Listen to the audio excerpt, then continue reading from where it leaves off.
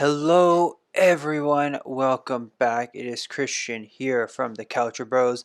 Now I'm posting up a video a little bit later than usual, and that's because of work schedule, I guess, work conflict with when I wanted to do the my first video after the weekend.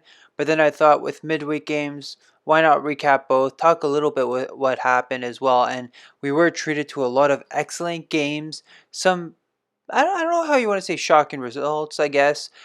Teams playing to their capabilities and really frustrating some of the top sides as well.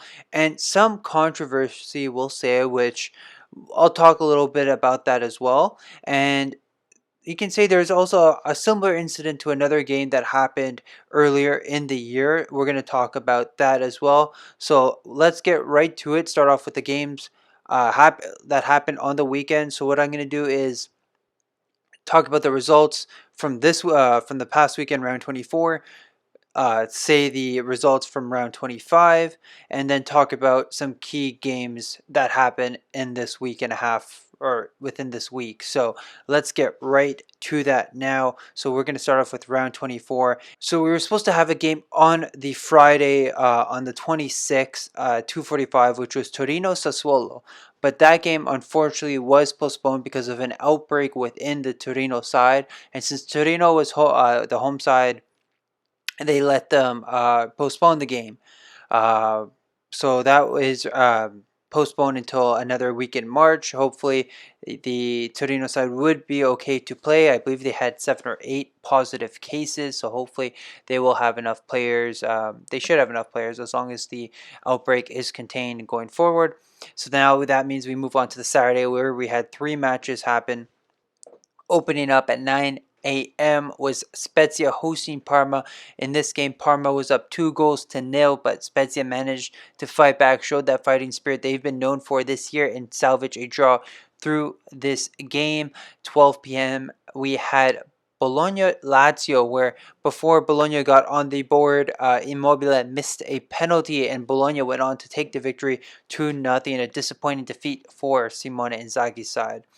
At 2:45, we had Verona, Juventus, and Verona again a very frustrating side to play against, and they went on to draw, or Juventus drew them, but I don't know whichever way you want to put it. But Barak getting the equalizer, canceling out Juve's earlier goal and sealing the draw for the Giallo Blue.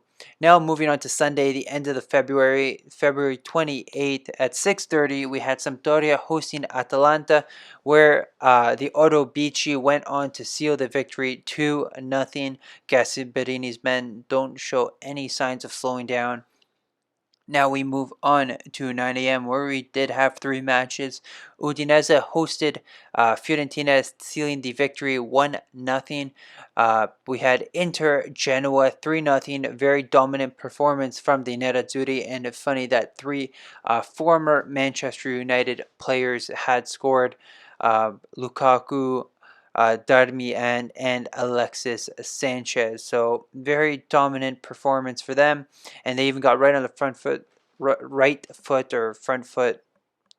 Again, however you want to say it, I guess. But they got off to a good start thanks to a very early strike from their big man up top.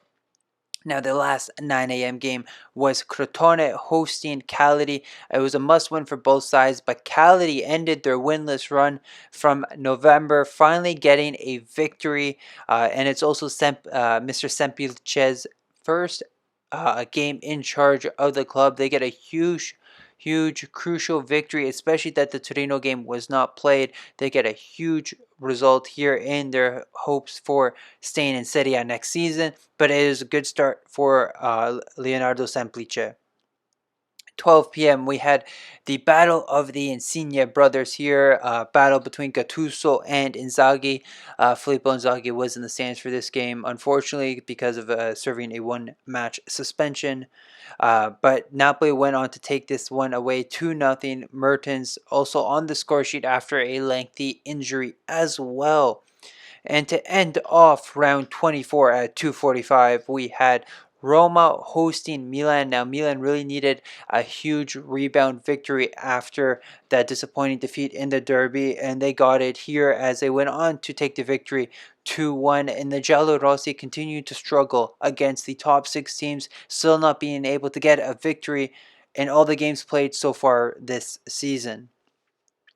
So that's round 24. I'm going to talk about round 25 quickly, or discuss the results for round 25 before I talk about some important games here. So now with round 25, again, we were supposed to open up with Lazio Torino on March 2nd at 12 p.m. But that game was not played. Local authorities said for Torino not to travel again because of a high positive case rate at the club. But the league did say they were not going to postpone it, or reschedule the game, which was absurdly stupid because we knew this they weren't going to travel, and considering it was the same thing that happened to Napoli earlier in the season.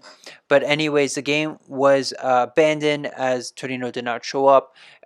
From the official rules, Lazio will receive a victory and a 3-0 victory to the table.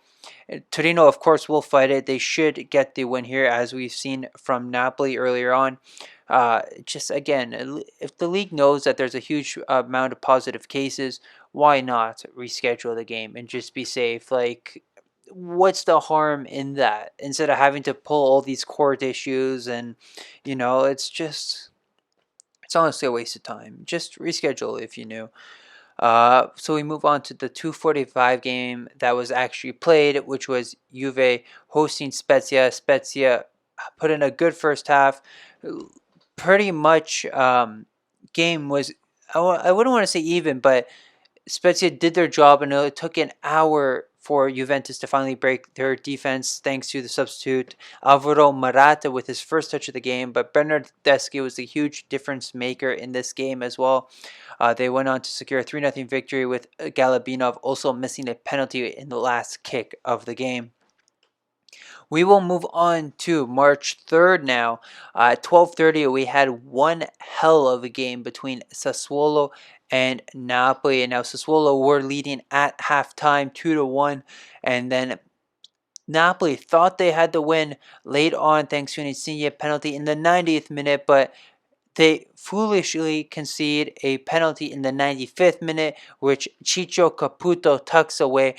This was Napoli's only second draw of the season, but I can't imagine how frustrated Gattuso is with his men for not holding on to the victory here and giving away such a ridiculous penalty so late in the game too. They just need to hold on for a few more seconds in order to get the full 3 points. That is huge.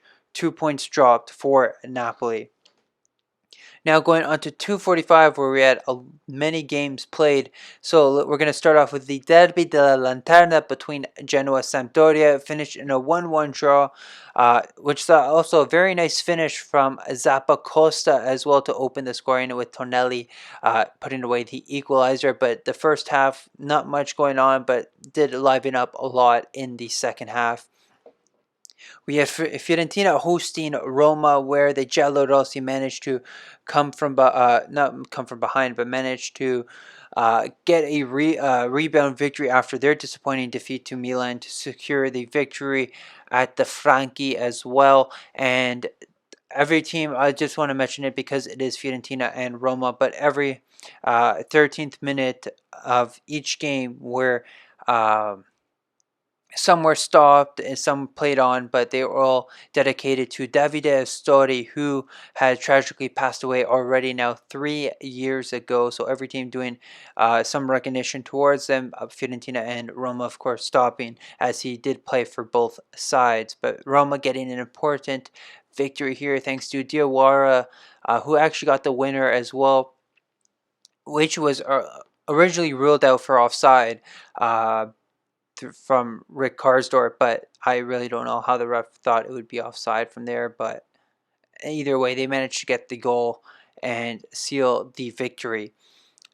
Next game we're going to say is Cagliari hosting Bologna, where Cagliari now won their second consecutive game, 1-0 victory thanks to Daniele Rugani had a goal.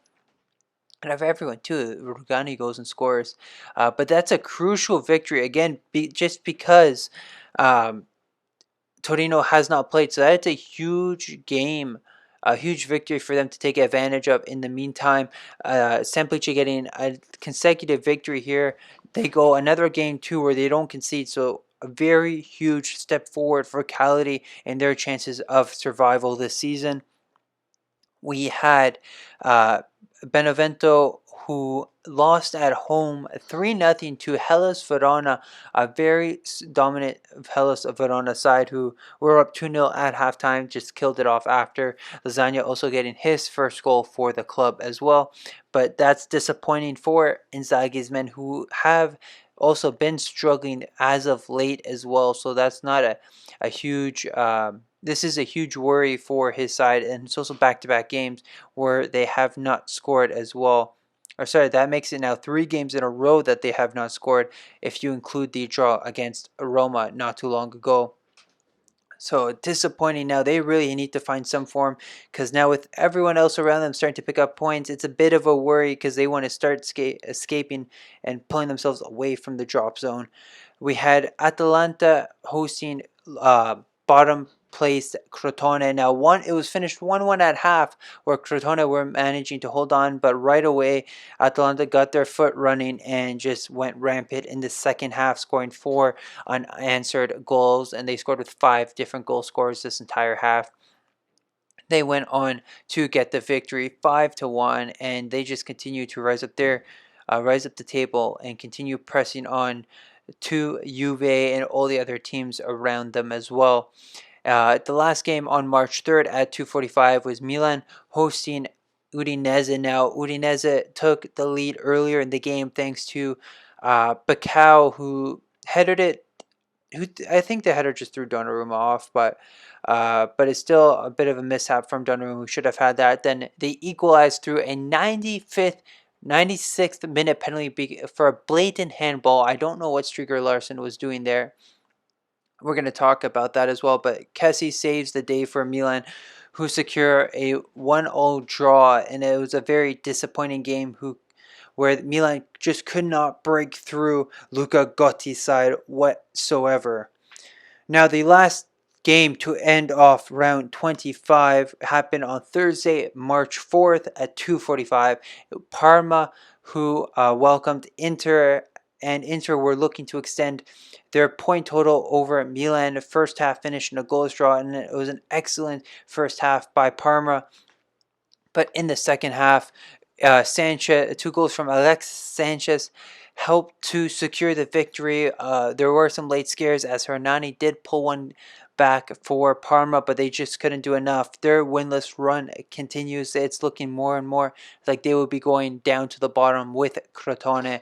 But I can't even say it was a dominant performance, but it was a good performance from Inter. They got the job they needed to do. Sometimes these ugly wins is what it takes to be champions as well. So Inter now with this victory goes 6 points ahead of Milan going into some crucial weeks coming up.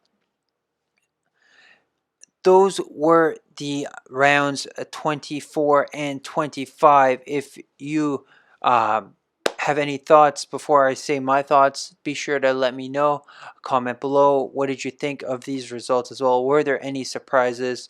I'll be open to hearing all your opinions in the comment sections down below. Now, let's talk about a few games here. One big one that happened in round 24 was, of course, the game between Roma and Milan. Now, this had some controversy, we'll say. Milan had 2 goals rightfully were disallowed for offside, so that was a fair call there. Then there was the Calabria incident with Faucio, which resulted in Milan obtaining their 15th penalty of the season. With Udinese, it was their 16th. But anyways, we're going to retract and talk about one game at a time, of course.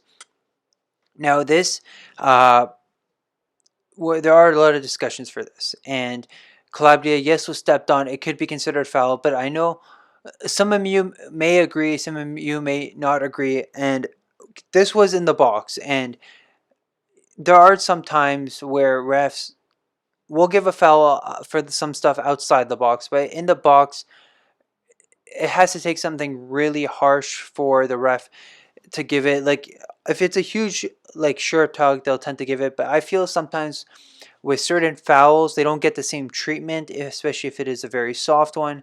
But I do feel this was a penalty. There was a stamp inside the box. A lot of people will discuss that it happened outside the box, that it wasn't so much a penalty that he went down too soft. But do you really want to get stepped on by a player wearing metal cleats, especially on the top part of your foot?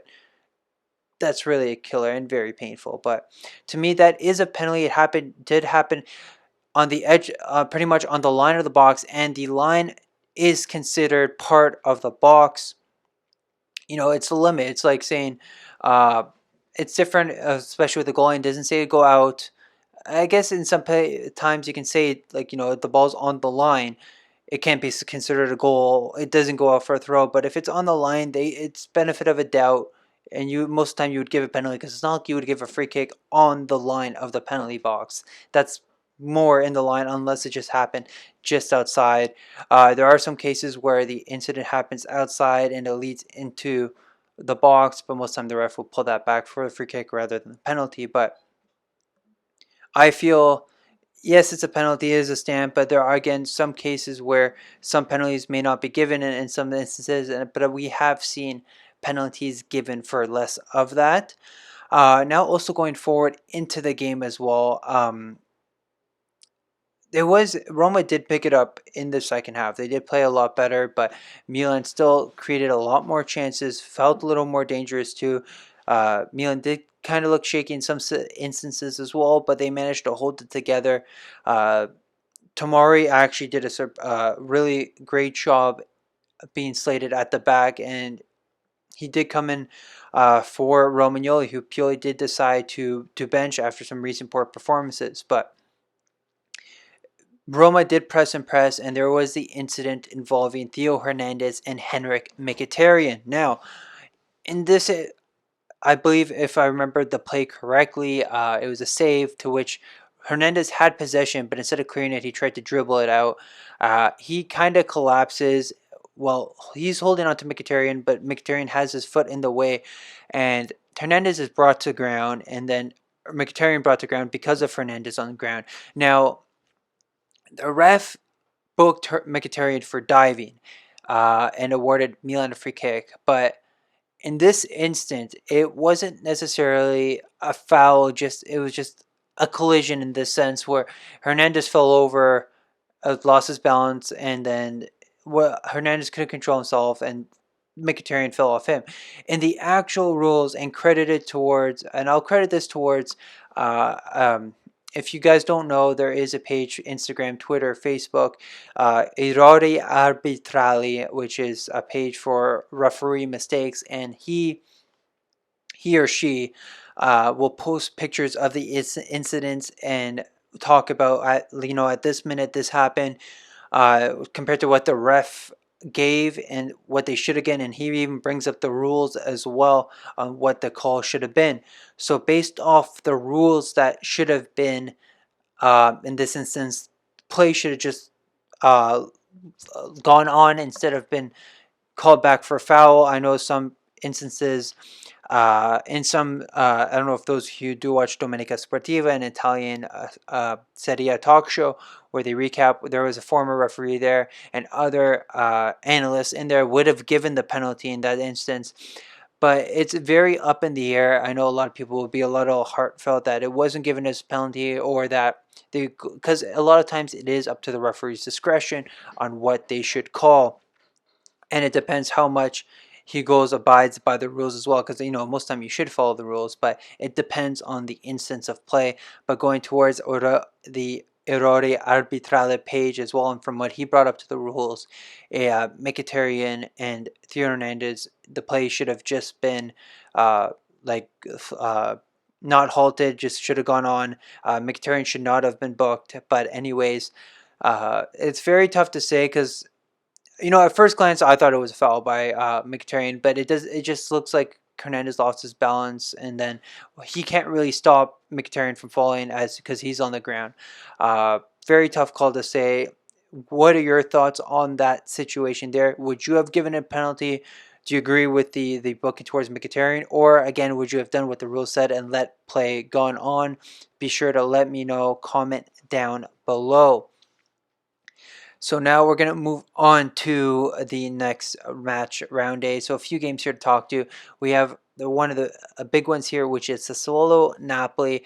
That finished again in a 3-3 draw, to which Napoli gets their second draw of the season. So, and again, it's like I said, 2 points dropped for Gattuso's men. Very heavy points dropped as well.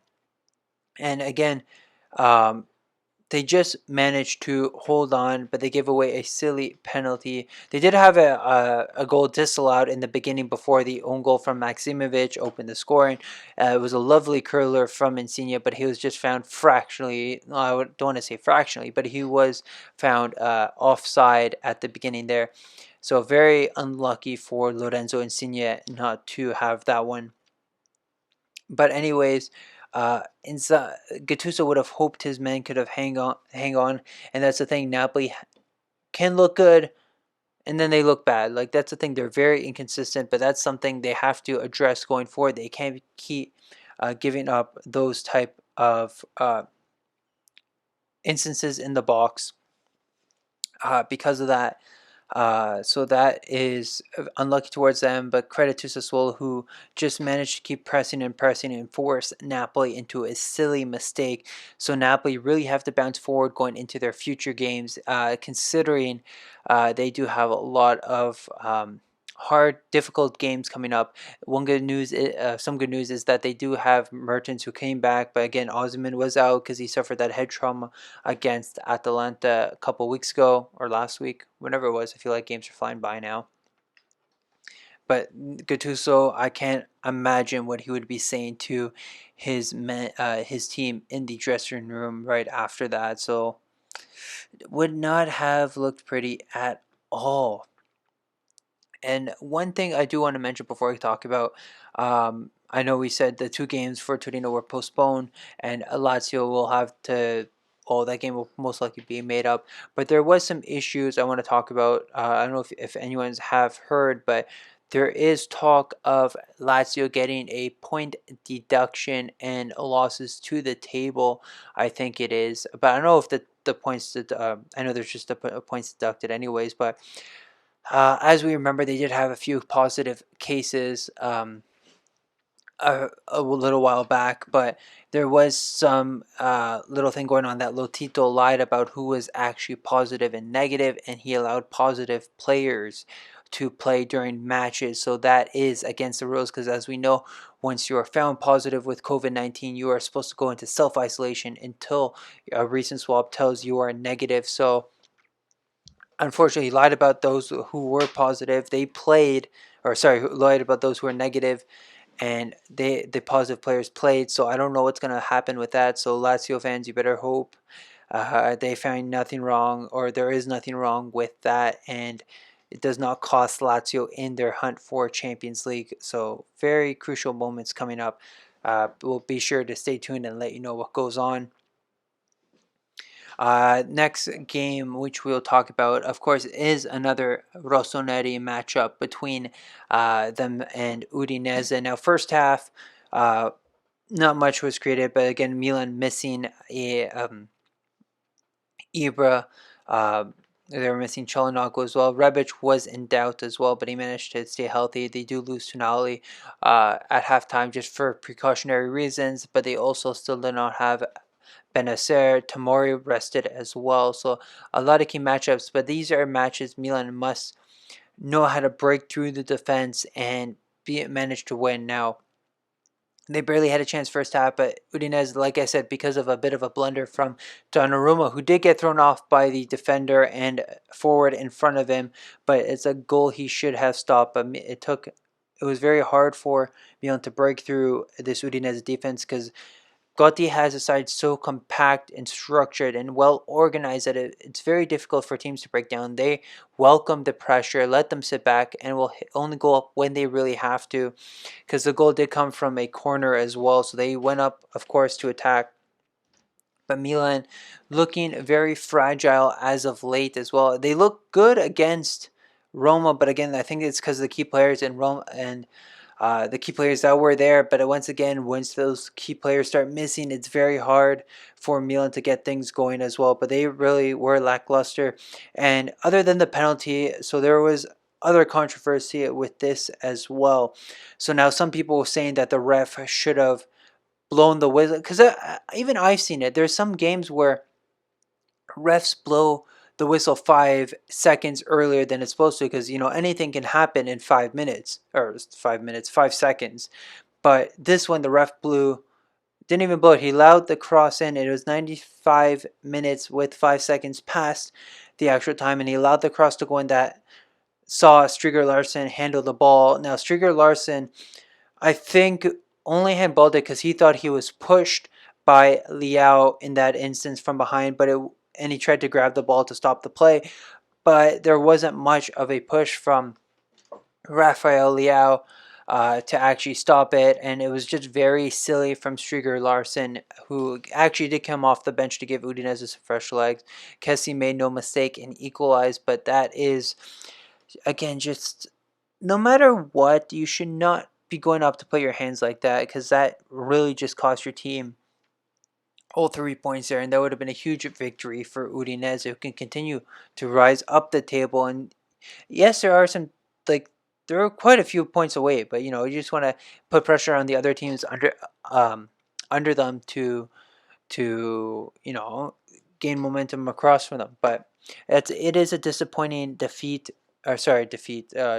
draw for Pioli's men, who overachieved for so long, and now it's starting to hit them. They are coming to ground now, but they need to find some form fast, because they do have some important fixtures coming up, including Europa League as well. And it depends who you talk to, who you want to say that they want to see them do well, because it just really depends. Some people want them eliminated, while others want them to keep going. But anyways, some huge games coming up, and it is 2 points dropped for Milan, and this advantage that they could have gone to close the gap between them and Inter. Because now with Inter's win against Parma, it's a 6 point gap, and Inter could run away with this, especially with only one game a week. What do you think? Should the ref have blown the whistle, or do you think it was okay? Was there enough stoppage in between the injury time that allowed him to play the extra 5 seconds? I know it's not much, but again, I've seen it blown early. I've seen some blown late, so it's all up in the air depending on what you see. But it was a clear penalty for a handball there. And do you think Milan will be able to recover going forward? There is lots to talk about there. I'm going to talk about, again, Parma, Inter as well. Inter also doing very well not to get 4 players booked for next match, as Lukaku, Barella, Bastoni, and Brozovic were all booking away from missing the Atalanta match. And considering 3 of those were still already booking away from missing the derby as well, so that was crucial that they have not been booked as well. And they continue to go up. Sanchez, actually, his first goal had just crossed the line as well. Gagliolo managing to clear it off the line, but with the referee's watch, it did tell him it was a goal, and it did go in. And then again, Inter breaking away on the counter after Parma committed men forward. Lukaku once again just going on those runs and setting up Sanchez, who timed himself to stay onside and just tucked it away past Sepe. So this leads Parma to another defeat, and does look very grim for them if they don't pick something up soon. And they did look good throughout the match. Just unfortunate bounce for the first goal, that if you did see the play, it just happened to bounce off the Brugman, the Parma player, and into the direction of Sanchez, who put it past Sepe in the first instance there. So it was just very unlucky. Parma did play very well throughout the game. If they could continue that, they could perhaps pick up some important points going forward. but it's going to be a very tough ask for Divers's men. But with this, Conte manages to widen the gap across Milan, and it's theirs to lose right now. Again, only having Serie A as their lone competition, it is theirs to lose right now. They need to hold on with one game a week. They should be managed to stay fit and close out the Serie A season as Scudetto champions, of course. So those were some thoughts there. I didn't want to again talk about every game because I thought those were the most intriguing of the sorts, and especially with the huge those calls within those games as well. I just thought, why not discuss them a little bit there? If what are your thoughts on those two instances? Do you think the Calabria incident was a penalty? Do you think Roma should have had a penalty on Mkhitaryan, or do you think again, he was called for diving, but do you think the play should have just gone on? Was it the right call? Be sure to let me know what you guys think on those instances. Do you think Inter will be able to hold on as league leaders and finish off as Serie A champions, or can Milan regain their form and really put the pressure on Inter? Be sure to let me know, because again, if they don't if Milan start to lose out, there's other teams creeping up as well, because Juventus again still have their game in hand who can cause trouble going forward, and especially that they managed to win their last game, it puts all the more pressure going forward. Now we're going to talk about the games that are coming up this weekend, and there is lots to talk about as we do have some crucial games this weekend. So opening up on Saturday, March 6th at 9 a.m., we have Spezia Benevento. Now, these two teams are tied on points. It is a must win. Spezia winless in 3 and Benevento winless in forever, we'll say. Inzaghi wants to change his team's fortune, hopefully pick up a victory. And, both teams want to push away from the relegation zone as they're only 5 points out. It's not a bad gap, but they will hope that they can start picking up points and start pulling away and not having to be pulled into the relegation battle at the bottom. 12 p.m. Udinese Sassuolo. So two teams pulling off. Udinese getting drawn against Milan. Want to hope to get a good result against Sassuolo, who managed to get the draw and did look good against. My God, Napoli as well into that. And I just realized I forgot to talk about the standings, which I'll do that anyways. But it would be a crucial match to Swallow, especially in game in hand, want to pick up as many points as they can before they have to replay the game against, not replay, but eventually play their game against Torino. So they hope to pick up the points that they can in order to challenge for that last Europa League spot. Now, one of the big games this weekend at 2:45 on Saturday is Juventus Lazio. Now, Lazio not playing midweek, has a full week of rest, while Juve did again have to play their match against Spezia. But anyways, this will be crucial for the challenge there. Lazio would want a huge win against Juve would be crucial in their chance of rising back up into European contention, and also causing some damage to Juve and their title hopes as well. Juve, if they can pick up the win and then pick up another crucial win against Napoli, they're right in this. They could go within 1 point of Milan if they can get their victory, depending again how Milan goes in their match as well. But wins are crucial coming up, because then it just puts more pressure and they can still be in contention for that Scudetto race. So very tight affair here. Look for Simone Inzaghi's men to rebound after that disappointing defeat they suffered last time out against Bologna, and they think they can really put the pressure on Juventus on Saturday. Now, on Sunday at 6:30, we have Roma Genoa. Now, Genoa, who have looked good.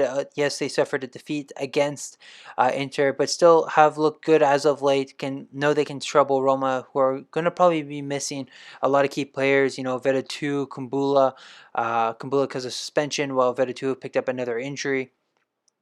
With key players missing, they want to take advantage of that and really force Roma to work and Genoa continue their rise up the table. They have looked good. They have done an excellent job on avoiding relegation. And because at one point they were looked like they were going to go down, they continue their rise up. They are safe to go.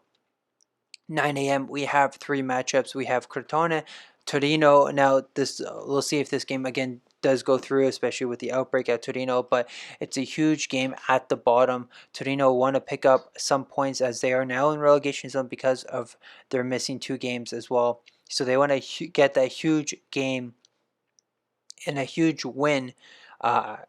If so, they can bounce out of the relegation zone and put Cagliari in more pressure, and as well that could put pressure on Spezia, Fiorentina, and Benevento because they are not far out as well. With Crotone, they want to pick up some points, close the gap between them and Parma, and potentially somehow creep out, but it doesn't look like they will. They just want to play for pride and see what they can do in the rest of their games going forward. Next, we have Fiorentina Parma hosting. They're at the Franchi.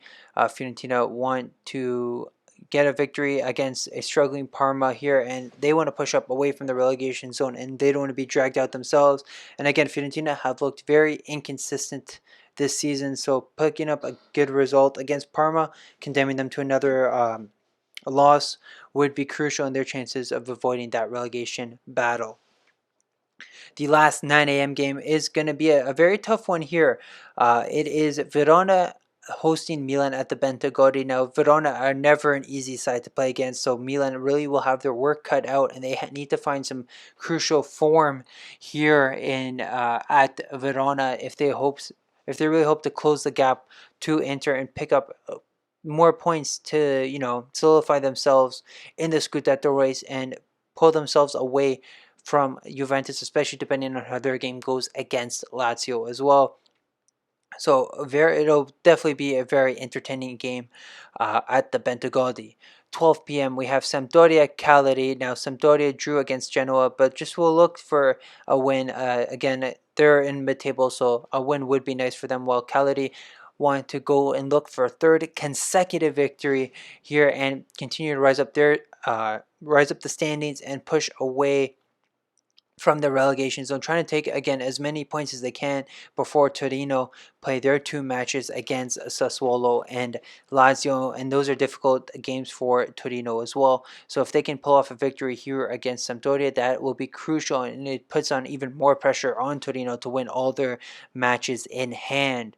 Now to end off Sunday, we have Napoli Bologna. Now as we saw, Bologna did beat Lazio last weekend, but that was at home, so they could come and still cause issues at the Stadio Diego Maradona. And Napoli, again, they have looked good, have looked bad. They are also another very inconsistent side this season.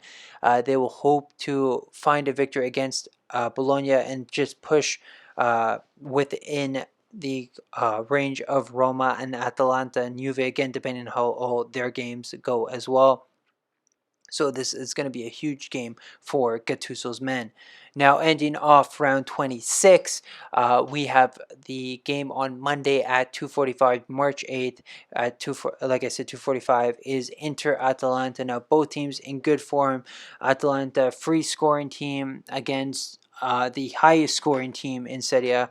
So this is going to be a huge game. Atalanta, if they win, could again put pressure on Juve.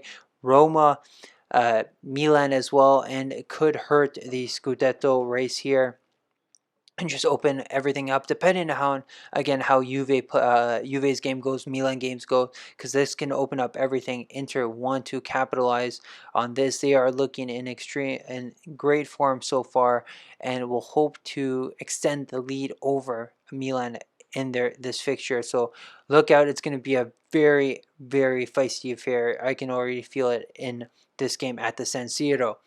So those were all the matches for round 26. I'm going to backtrack myself after and talk about the standings quickly before we end off. But anyways, which games are you guys looking forward to this upcoming weekend? Do you think Juve can capitalize over Lazio, or would Lazio surprise a few in this game at the Allianz Stadium? Will Milan be able to pick themselves up and get the win at Verona, or Verona going to shock everyone and get that win over Milan?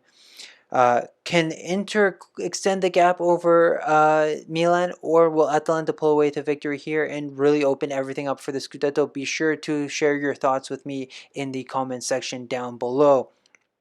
Now, quickly with the standings, again, with Torino not playing and Cagliari picking up 2 important victories, they moved themselves 1 point out of the relegation zone. So we still have Crotone at the bottom with 12 points, Parma second last with 15, and then Torino with 2 games in hand at 20 points. Cagliari just above them, like I said. Now, Benevento, Spezia, and Fiorentina all with 25 points. So it's not that big of a gap, but still 5 points can come crucial later on. And Genoa just up there with a 7 point lead over Torino. Anything can change going forward, but that's still a good cushion for them. Now, going on to the top of the standings, Lazio are still 7th at 43. They do now have their game in back against Torino, who will determine when it will be played. Napoli sitting 6th with their game in hand against Lazio at 44 points. They would have liked to get those 2 points and just push closer to Roma, especially because of their defeat against Milan.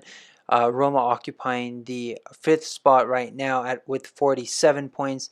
Juve and Atalanta both tied for 3rd at 49, but again, Juve have their game in hand, so if they can win that, they will go 1 point behind Milan in the race, and it just opens everything up again. Milan sitting second with 53, and again with Inter's win over Parma and Genoa, the lead is now 6 points, so Inter sitting first alone with 59 points. And again, do you guys think Inter can hold on, or will Milan be able to overtake them, or will everyone be surprised? Not be surprised, but do you guys think Juve can turn things around and win their 10th consecutive Scudetto? Who do you guys think will also be relegated? I do have a feeling Parma and Crotone will be relegated, but who do you think will be that 3rd team going down to Serie B? Be sure to, again, share your thoughts down below. So that is all for this week's video. Again, there's lots to talk about. I know, again, with a missed video, but anyways, I thought of sharing my thoughts of what happened this week, so be sure to share yours and let me know what you guys think. Don't forget to follow us on Twitter, Calcio_bros, for all match day updates, any information regarding teams, any players testing positive for COVID-19, and as well, and the updates that will happen with these rescheduled games will all be on Twitter. If you haven't already done so, be sure to subscribe to our channel for more Calcio content and more discussion videos as well. If you haven't already done so, be sure to click the bell to receive notifications on when we release our latest videos. This way you can be the first to watch them once they are uploaded. And I hope to hear from you guys soon. Ciao.